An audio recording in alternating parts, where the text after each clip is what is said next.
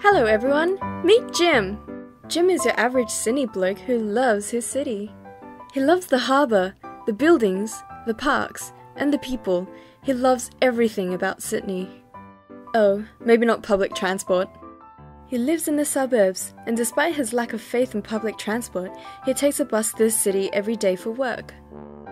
In 2003, the state government has decided to develop East Darling Harbour, later known as Barangaroo. The deserted concrete land that has been there for 100 years will finally be opened. They promise that this will be a mix of open public space, recreation, employment, and housing.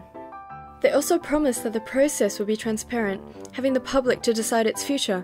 No governments, no bureaucrats. Jim was excited, but this is only a proposal. Only thing he can do is wait.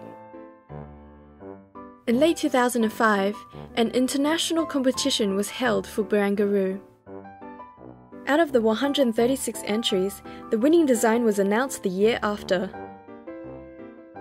However, in 2009, Lend-Lease won the international developer bid and brought in their own design. They pretty much abandoned the winning design.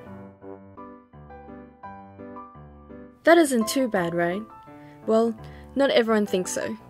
What was different? They increased the building heights, they removed the cruise terminal, they even put a hotel in the harbour. People were angry, they wrote letters to the government, formed groups, protested, put together petitions against the change. But all that seems ineffective. In 2010, the mayor quits the design review panel, then everything went a little quiet. Not much happened during this time. The design was somehow approved with little to no changes. It seems that the government or developers simply ignored the public. In 2011, Barry O'Farrell sworn in as the new premier, and shortly after, Paul Keating quits the design review panel. In the same year, the premier and planning department opened up a time to accept letters from the public to review the design. But despite the improvement in the government's public consultation, people were still furious. Most people were still opposed to the new design. So, what really went wrong here? Well, nothing specifically went wrong, but a few things contributed. First, this project is developed at state level: the initiation, design selection, review, and contracts. Potentially, some information will get lost, or filtered through layers and layers of government, politicians, and bureaucrats. Nothing wrong with the state government getting involved. Just on the public side, things are just not transparent anymore. Then there's the community. As you all know, the community is made out of very different people.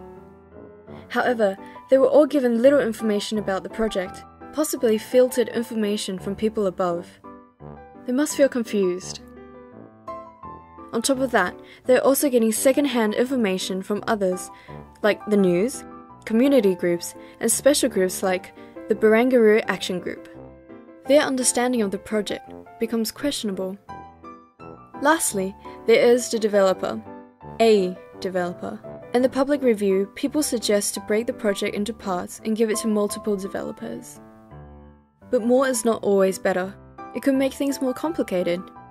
You have to deal with more people, more information, more design, more complaints, more protests, more lawsuits.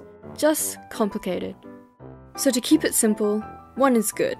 Nothing wrong with just having one. But they stand in a vulnerable position. When something goes against the community's interest, people start pointing fingers at them. So, what can we do now? We all started on the wrong foot. Can this all get better?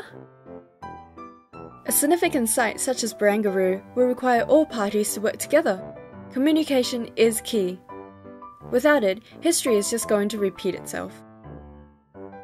We can see that the government is trying to become more transparent, the community trying to understand the project more.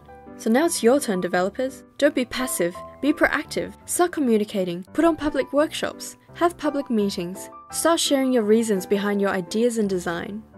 Let this project be great and positive, like how Jim had dreamed, a city that he loves, becoming even better.